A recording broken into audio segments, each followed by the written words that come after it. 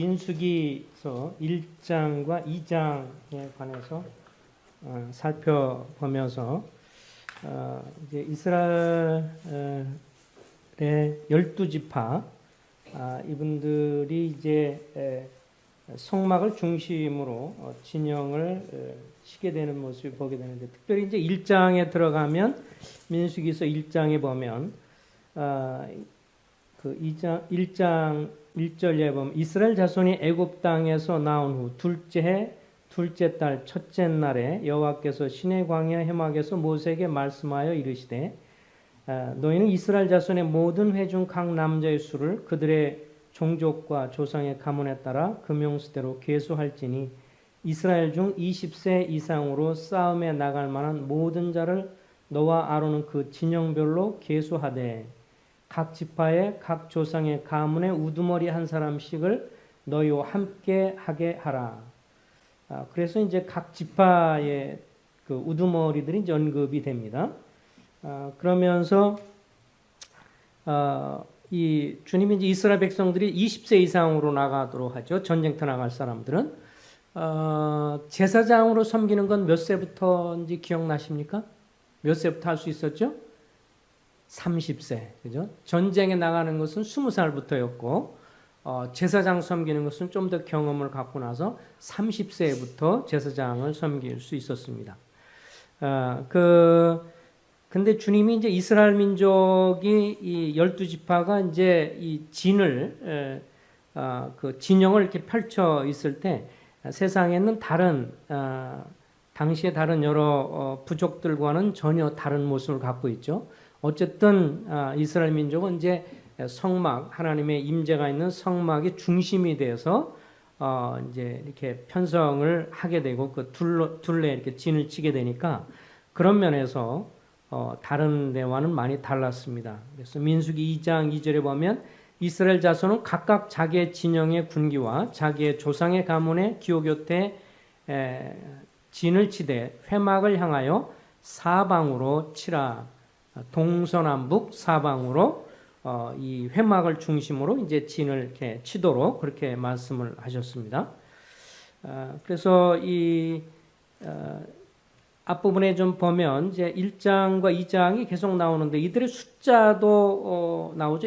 1차적으로 좀 보면 이렇게 이제 성막이 있으면 성막에서 동쪽, 이쪽이 이제 동쪽입니다. 저쪽 반대편이 이제 서쪽이면 이쪽 동쪽에 맨 앞에 있는 데가 1번이라고 표시되어 있는 데가 이제 모세, 아론, 그리고 아론의 아들들이 이 1번 이쪽에 바로 이제 동쪽 문 앞에 있고, 그 다음에 이제 반대편으로 이 서쪽 3번에서는 이제 게르손, 레위 자손이 있고, 그리고 이제 남쪽 2번에서는 이제 고핫 자손이 있고, 그 다음에 4번은 이제 무라리 자손이, 그래서 레위 지파가 이렇게 성막 주변을 치고, 그 다음에 여기 나와 있는 것처럼 유다, 이사갈, 그 동쪽에는 유다, 이사갈, 스불론이, 또 저쪽 반대편 서쪽에는 에브라임, 므낫세, 베냐민이 있고,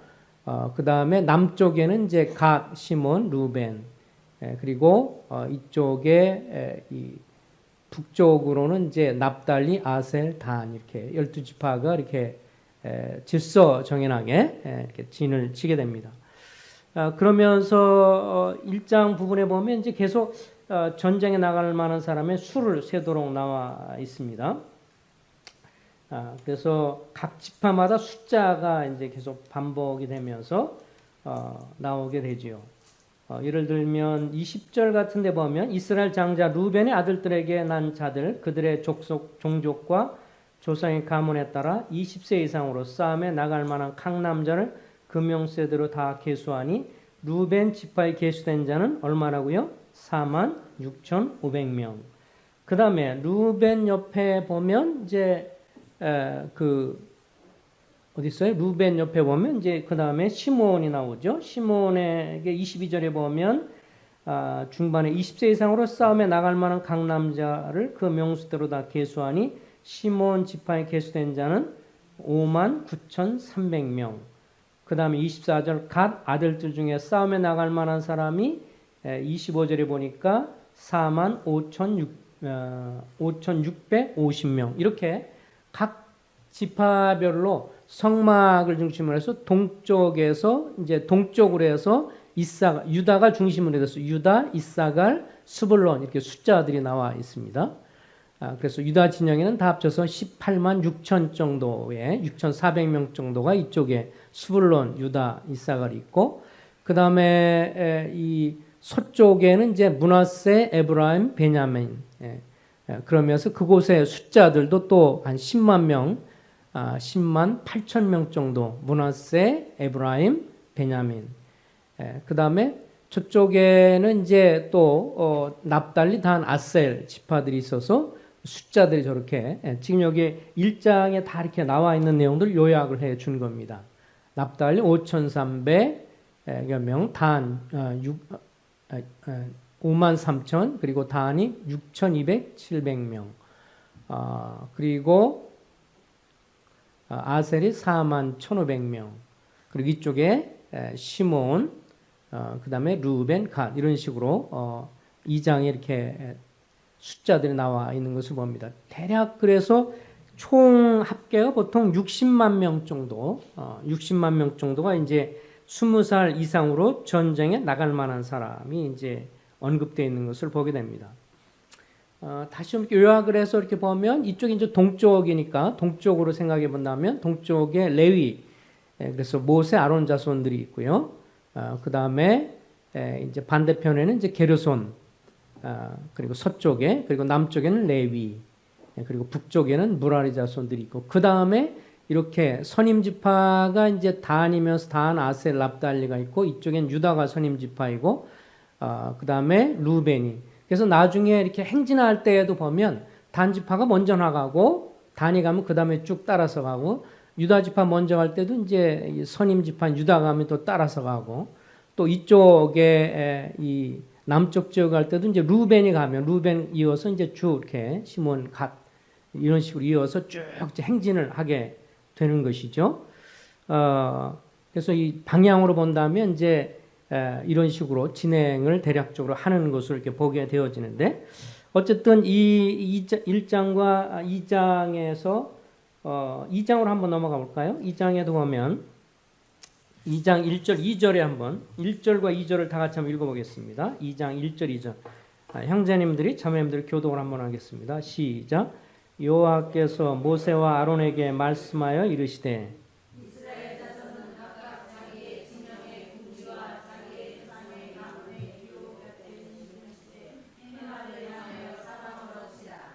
예.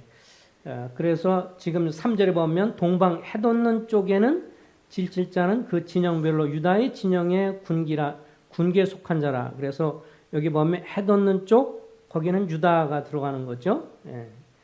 그러고 또 여기 나와 있는 것처럼 스불론이 나오죠. 7절에. 그리고 스불론 지파라. 그리고 5절에 보면 이사갈, 그리고 7절 스불론, 그리고 10절에 보면 남쪽에는 루벤, 남쪽이죠. 남쪽에는 이제 루벤이 선임 지파가 돼서 루벤의 군대 진영에 군기가 있을 것이라. 그러면서 루벤이 남쪽에 먼저 언급이 되고요. 그 다음에 12절에 보면 시몬 지파라, 시몬 자손은 지휘관은 수리사떼의 아들 술로 미엘이요. 그래서 숫자가 그 다음에 나오고, 그 다음에 14절에 보면 이제 갓 지파가 나오고, 그 다음에 이제 그 17절에 보면 회막이 있어서 레위인들이 이제 회막 바로 둘러치고 있다는 것을 언급을 해주고 있습니다. 그 다음에 18절에 보면 서쪽에는 동쪽의 반대, 저쪽 서쪽에서는 18절에 보면 에브라임 군대 진영의 군가 있을 것이라. 에브라임 자손의 지휘관은 그러면서 에브라임이 먼저 나오고요. 그 다음에 이어서 누가 나와요? 20절에 보면 20절에 므낫세 지파가 있죠. 에브라임이 있고 므낫세가 있고, 그 다음에 22절에는 베냐민 지파가 나오죠. 그래서 여기 나온 것처럼 에브라임 먼저 언급되고 므낫세, 베냐민이 나옵니다. 그 다음에 25절로 넘어가서 25절은 북쪽이에요. 그러니까 동서남북 이제 단 지파가 먼저 나옵니다. 그래서 25절에 보면 북쪽에는 단 군대 진영의 군기가 있을 것이라. 단 자손의 지휘관은 암미사대 아들 아히에셀이요. 그러면서 숫자가 62,700명 나오고 그 곁에는 27절에 보면 바로 옆에 누가 있습니까? 아셀 지파가 나오죠. 27절에. 그래서 아셀 지파와 그 숫자들이 언급이 되고 그 다음에는 이제 29절에는 또 납달리 지파라. 그래서 단, 아셀, 납달리 이렇게 지파들이 나오는 것을 보게 됩니다. 그래서 32절에 보니까 이상은 이스라엘 자손이 그들의 조상의 가문을 따라 계수된 자니 모든 진영의 군인 곧 계수된 자의 총계는 60만 3,550명이며 33절 34절 다 같이 읽어보겠습니다. 시작. 레위는 이스라엘 자손과 함께 계수되지 아니하였으니 여호와께서 모세에게 명령하신 것과 같았느니라. 이스라엘 자손이 여호와께서 모세에게 명령하신 대로 다 준행하여 각각 종족과 조상의 가문에 따르며 자기들의 길을 따라 진치기도 하고 행진하기도 하더라. 계속 이렇게 되다가 나중에 이제 성막에 구름이 떠서 움직이게 되면 다 이동을 하게 되는 거죠. 이동하면서 제일 먼저 앞서가는 게 뭘까요? 맨 앞서서 가면 여기에서는 지금 이 부분은 안 나오는데 나중에 10장에 보면 뭐라고 나오냐면 이스라엘 진들이 나갈 때 맨 앞에 언약궤가 갈 것이라고 말씀해 주고 있어요. 그래서 언약궤가 사실 맨 앞에 가게 됩니다.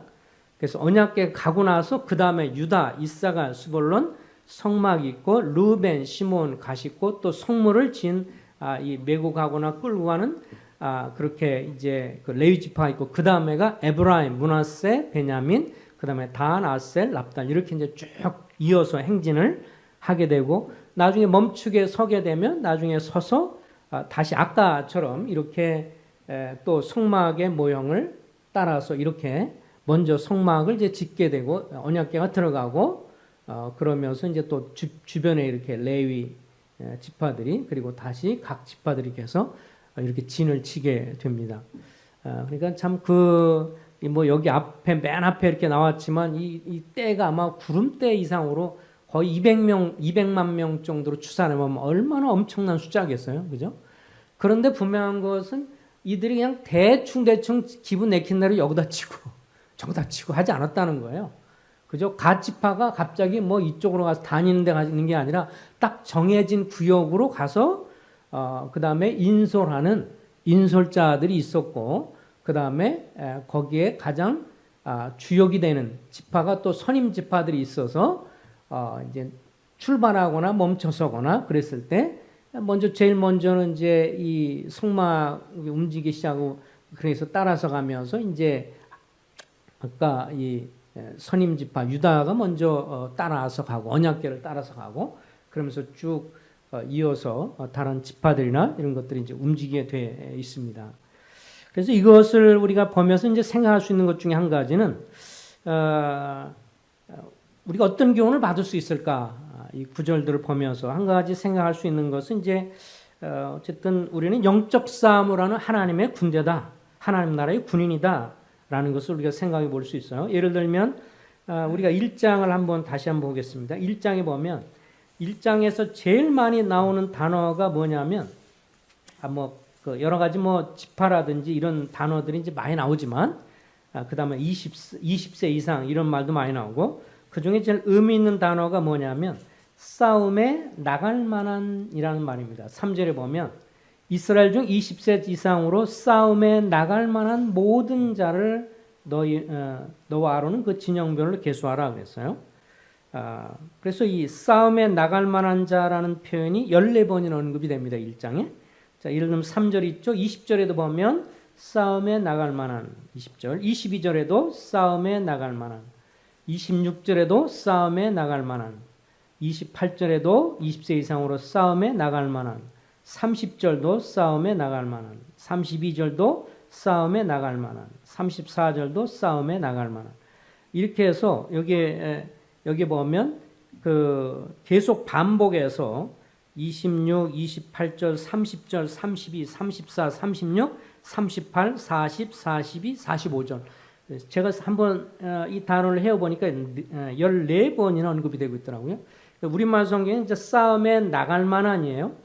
이 말은 뭐냐면 또 다른 말로 하면 싸울 수 있는 사람, 싸울 수 있는 능력 있는 사람, 그런 사람이 싸울 수 있는 사람이 전쟁터에서 싸울 수 있는 사람이 그 숫자를 세니까 이제 각 지파별로 유다에서 뭐 7만 4천 명 이상, 이사갈에서 5만, 스불론에서 5만 7천 뭐 이렇게 등등 각 지파들이 있다라고 하는 것이죠.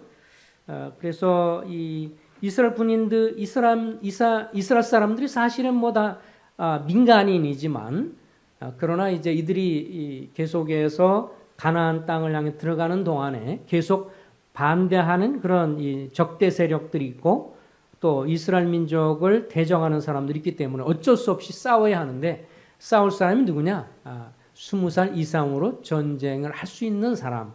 그래서 수를 세서 그들을 앞세워서 이제 가게 되는 것을 보게 되어집니다. 그래서 이 싸움에 나갈 만한이라는 것을 볼 때 우리가 생각해 볼 수 있는 것은 주님이 디모데후서 2장 3절에 보면 너는 그리스도 예수의 좋은 병사로 좋은 군인으로 나와 함께 고난을 받으라 이렇게 말씀해 주고 있습니다. 그러면서 우리 그리스도인들도 이스라엘 백성들이 계속해서 광야 생활하고 가나안에 갈 때까지 싸워야만 했던 것처럼 우리가 원하든 원치 않든 우리는 영적 싸움을 하는 존재이고 사단의 침공이 있고 우리의 마음을 또 우리 심령을 공격하고 또 교회를 공격하고 그런 문제들이 계속해서 이 싸움이 있는 것을 보게 되어집니다. 어쨌든 교회들을 향해서 참 집요하게 이렇게 공격들을 하는 것을 보게 돼요. 한국 모임을 생각할 때도 참 그런 것을 보게 됩니다. 어느 지역 모임들이요, 참 이렇게 성장하고 정말 좋고 잘 나가고 굉장히 본이 되고 좋다 그러면 칭찬을 듣게 되고 그러는데 어느 정도 시간 지나고 나면 또 금방 문제들이 생기는 것을 참 많이 봐요. 어느 지역 교회든지 그러더라고. 그래서 어느 교회가 참 이렇게 빛으로 드러나고 뭔가 이렇게 활력 있고 막 그러면 틀림없이 또 사단은 사람을 충동질하고 또 유혹을 해서 또 넘어지게 하고 그래서 결국은 주님의 그 이름이 실추되게 하고 또 교회의 손해가 되게 되고 이런 것들이 정말 계속 끊임없이 반복되는 걸 보면 이 싸움에 대해서 이렇게 숫자적으로 계속 싸움에 나갈 만한 이랬는데 우리가 싸움을 원하든 원치 않든 우리는 싸움의 터에 있는 사람이고 그래서 우리가 깨어서 자기 자신을 위해서 가정을 위해서 교회를 위해서 계속 기도하지 않으면 언제 어떻게 또 사단이 틈을 타서 교회를 분열시키고 갈등을 일으키고 그래서 교회를 아주 무기력하게 만들 수 있다. 이런 것들에 대해서 굉장히 참 두려운 일인 것을 보게 되어집니다. 어쨌든 우리는 이스라엘 백성들이 계속해서 원래 군인들은 아니지만 싸워야 하기 때문에 싸움에 나갈 만한 사람들을 얘기했던 것처럼 그런 측면에서 우리들도 계속 이 싸움을 영적인 싸움을 하는 사람이다 라고 하는 것을 이걸 통해서 배우게 됩니다. 또 한 가지 이제 다시 이렇게 생각해 볼 수 있는 건 두 번째는 우리는 교회를 생각해 본다든지 이런 걸 보면서 하나님은 참 질서를 세우시는 분이시고 하나님은 질서를 존중하시고 세우시는 분이다. 이런 걸 볼 수가 있습니다. 아까 1장에 읽었는데 각 수장들, 각 지파에도 보면 유다 지파, 이들 단, 아셀, 납달리 중에서도 선임 지파가 단이었고요. 이 앞부분에도 유다, 이사갈, 스불론 중에서도 선임 지파가 유다였고 선임 지파도 세웠고 또 각 지파별로 여기는 뭐 우두머리라고도 하고 또 다른 성경에는 뭐 지휘관이라고 했는데 또 이렇게 세워서 함께 이동하고 이럴 때 잘 있었던 것을 보게 되고요. 그 다음에 우리가 잘 아는 것처럼 이렇게 앞부분 보이는 것처럼 이 많은 숫자가 완전히 오합지졸로 막 뒤섞였으면 얼마나 혼란스럽겠어요. 그죠? 그런데 이렇게 이 성막을 중심으로 해서 레위인들이 있고 그 다음에 각 지파들이 다 지파별들이 있고 그 다음에 각 깃발들도 있어요. 그래서 이렇게 나중에 보면 이 성경에는 이 사람들에 대한 뭐 이런 것들이 자세하게 나오지 않는데 이스라엘 사람들이 가지고 있는 이제 소위 뭡니까? 자기들이 구약 성경을 뭐 해석을 하고 그런 것들이 탈무드라고 그러죠. 랍비들이 구약 성경을 해석한 뭐 이런 것들에 보면 각 지파들의 색깔들이 있어요. 색깔들이 있고 그래서 뭐 여기 보면 또 이렇게 보면 표시하는 것들이 있잖아요. 그죠? 지파를 상징하는 유다 지파는 사자로 이렇게 나와 있고 그러면서 각 지파별로의 어떤 그 짐승이라든지 이런 것들, 그 다음에 색깔까지도 갖고 있어서 이런 데는 이렇게 성경에는 나와지 않는데 자기들을 상징해 주는 그런 깃발이 있어서 그것을 뭐 같이 움직이게 되는 이런 걸 보면서 질서를 하나님은 이제 존중하기를 원하시는 것을 볼 수가 있습니다. 하나님은 이 당신의 백성들이 움직일 때 있어서 어떤 그렇다고 해서 백성들을 차별하거나 그러진 않으셨지만 혼돈이 아니라 질서를 강조해주고 이 많은 사람들이 움직일 때 질서가 없었다면 얼마나 어렵겠어요. 그래서 고린도전서 14장 33절에도 보면 하나님은 무질서의 하나님이 아니요. 그러니까 무질서의 하나님이 아니요라고 했으니까 또 다른 말로 뭐예요? 질서의 하나님이요. 그렇죠? 하나님은 무질서한 그런 혼동한 그런 하나님이 아니고 질서의 하나님이시고 또 화평의 하나님이시다. 그렇게 말씀해 주고 있습니다. 그래서 우리가 잘 아는 것처럼 이 성경에 보면 하나님은 질서를 세우셔서 나라를 향해서도 질서를 세우시고 그래서 어느 날 예수님이 이 땅에 계셨을 때 이렇게 세금을 내야 됩니까? 말아야 됩니까? 질문할 때 고기를 잡아 가져와서 그때 당시에 화폐를 보면서 동전이죠. 여기에 누구의 이름이 그려져 있느냐? 누구의 그림이 그려져 있느냐니까 로마의 시저 가이사의 그림이 있으니까 가이사 것은 가이사에게 그리고 하나님께는 하나님 것에는 하나님께 그러면서 세금을 내도록 하셨어요. 또 세금을 내셨고요. 그런 의미에서 우리도 한 나라에 속하면 우리가 대한민국 국민으로서 어쨌든 법과 질서를 준수하는 것이 주님이 기뻐하는 것이고 또 세금을 착실하게 내는 것이 정석입니다. 그리고 또 가정 안에서도 질서를 주셨죠. 하나님은 부모는 자녀를 권위를 갖고 자녀들을 사랑으로 돌보라고 말씀을 하셨고 자녀들은 부모의 권위에 순종할 것을 명하셨습니다. 또 교회 안에서도 성도들은 교회 인도자들의 가르침을 존중해서 순종할 것을 얘기했고 인도자들은 또 성도들에게 본이 되는 삶으로 목양할 것을 말씀을 해주고 있습니다. 또 성도와 성도 간의 질서도 보여주고 있죠.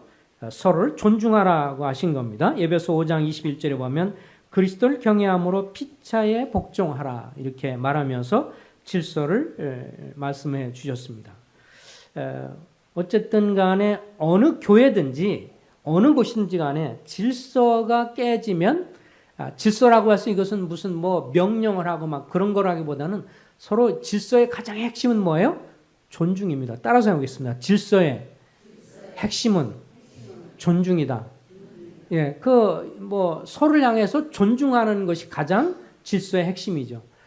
질서를 깨트리는 비결은 뭐예요? 무시하는 거예요. 질서를 깨트리는 것의 가장 그 핵심은 뭐냐면 무시하는 거죠. 뭐 성도가 장로를 무시하고 또 장로가 성도를 무시하고 성도가 성도를 서로 무시하고 이러면 질서는 깨지는 겁니다. 그런데 서로가 서로를 존중해주면 그죠? 성도가 성도를 또 교회 성도들이 교회 인도자를 또 인도자들도 교회 성도를 존중해 가면서 서로의 각자의 맡은 역할을 감당하는 것. 이것을 주님은 교회 질서를 주님은 기뻐하십니다. 가정에서도 자녀들은 부모에게 순종하고 또 부모는 자녀를 사랑으로 그러면서 권위를 가지고 지도하고 이런 면에서 질서가 존중되기를 원하시고 그런 면에서 세워지는 것을 주님이 기뻐하는 것을 보게 됩니다. 하나님은 질서의 하나님이시고 어지러움의 하나님이 아니다 라고 하는 것을 우리가 이것을 통해서 봅니다. 또 한 가지 세 번째는 이제 우리는 주님의 중심으로 생활해야 된다는 것입니다. 아까 민수기 2장 2절 말씀을 읽었는데 여기 보면 뭐라고 했어요? 성막을 중심으로 텐트를 쳐라 그랬어요. 진을 형성하라. 근데 이게 우리가 잘 아는 것처럼 생각해 보세요. 이렇게 이스라엘 백성들이 이렇게 성막을 치고 이렇게 다 자기들 텐트를 치고 성막 있고 주변에 있는데 성막을 보호하기 위해서 이렇게 쳤어요? 아니면 성막이 중심이기 때문에 쳤어요? 중심이죠? 우리가 하나님을 보호해 드려야 되겠다. 그런 측면에서 가운데다 놓고 뺑 둘러친 게 아니고 하나님 보호를 받을 뿐이 아니고 가운데 있어서 이스라엘 백성들이 계속해서 진을 칠 때마다 뭐 어떤 때는 3개월도 있고 어떤 때는 1년 있고 맨 처음에는 1년 동안 있었어요. 그죠?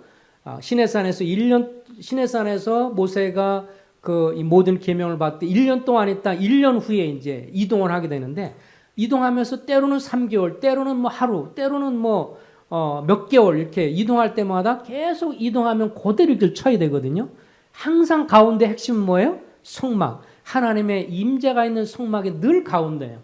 그러니까 이스라엘 백성들이 늘 그걸 보면서 주님은 우리의 삶의 중심이시다 라고 하는 것을 늘 자기들이 이것을 실행하면서 완전히 실물 교육을 늘 하게 됐던 것을 보게 됩니다. 그래서 나중에 이제 살펴보겠지만 여기에 레위인들이 나오죠. 레위인들은 일꾼이라고 생각할 수 있습니다. 각 은사를 따른 일꾼들이라고 할 수 있는데 그들을 또 이렇게 나중에 도움을 받게 되는 것을 보게 되는데 어찌됐든 모든 성도들, 모든 이 하나님 백성들은 성막이 가장 중심이다. 성막에 하나님의 임재를 가장 중심으로 알고 섬기는 것임을 보게 되어집니다. 이런 구절은 에베소 3장 17절을 생각나게 하시죠. 이 사도 바울이 에베소 교회 성도를 향해서 믿음으로 말미암아 그리스도께서 너희 마음에 계시게 하시고, 전에도 늘 얘기하지만 여기 마음에 계셨다라는 말은 문자적으로 정착하다 그 뜻을 가지고 있어요. 마음에 계신다, 그것은 그냥 단순히 잠깐 있다 사라지는 게 아니라 우리 마음에 완전히 정착하다. 영어로는 세틀다운인데 완전히 정착하고 그 가운데 완전히 안주하는 것. 주님이 우리의 마음의 주인으로서 정착하셔서 우리를 통치하고 힘있게 해주십시오라는 것이 예배서 3장 17절 믿음으로 말미암아 그리스도께서 너희 마음에 계시게 하시고, 이미 그리스도인인 에베소 성도들 향해 사도 바울이 기도하면서 그들의 마음에 그리스도께서 주인으로서 정착하고 통치하게 해주십시오 라고 했던 건데, 이스라엘 백성들은 이렇게 성막을 치면서 그들이 계속해서 그들의 삶의 중심이 주님이라는 사실을 깊이 인식을 했던 것을 보게 됩니다. 다시 한번 정리하면 이를 통해서 우리는 영적인 싸움을 하는 싸움터에 나간 사람이고, 우리는 늘 영적인 싸움터에 나온 사람이고, 그러면서 주님이 세우신 질서를 존중하면서 그러면서 주님 중심으로 생활하는 것, 이것이 이스라엘 백성들이 실제적으로 그렇게 행했고 오늘날 우리도 교훈받는 교훈 중에 하나는 우리의 모든 삶의 중심은 그리스도다. 그리스도께 묻고 그리스도께 아뢰고, 그래서 어떤 일이 있든 무엇을 하든 내가 먼저 결정하고 그냥 진행하는 것이 아니라 주님 어떻게 하면 좋겠습니까? 주님이 어떻게 하시면 주님이 어떻게 하기를 원하십니까? 이런 질문들을 하는 것이 필요하다고 하는 것입니다. 주님이시라면 어떻게 할까요? 그래서 과거에 유명한 그 셀던이라는 사람이 지은 책의 제목이 뭐냐면 주님이시라면 어떻게 했을까? 그래서 그 책에 보면 이 사람이 나중에 변화되는 관점이 뭐냐면 자기가 어떤 일을 겪을 때마다 항상 이렇게 생각하는 거예요. 주님이시라면 어떻게 했지? 어떤 상황이나 부딪히면 내가 그냥 이렇게 어떻게 할까? 결정하는 게 아니라 뭐라고 생각해 보면 주님이시라면 어떻게 했을까? 이 상황에서. 그걸 먼저 질문하고 그리고 기도하고 그랬을 때 그다음부터 사실 목사의 이야기인데 자기 삶이 변하기 시작했다고 하고, 그러면서 또 다른 사람의 삶도 변화되기 시작했다고 글을 쓰고 있더라고요. 그래서 우리가 어떤 상황이 됐는지 간에 그런 질문을 하면 좋을 것 같습니다. 주님이시라면 어떻게 했을까? 내가 어떤 상황에 부딪혔을 때 주님이시라면 어떻게 했겠지? 주님이시라면 어떻게 대답했을까? 주님이라면 어떻게 결정했을까?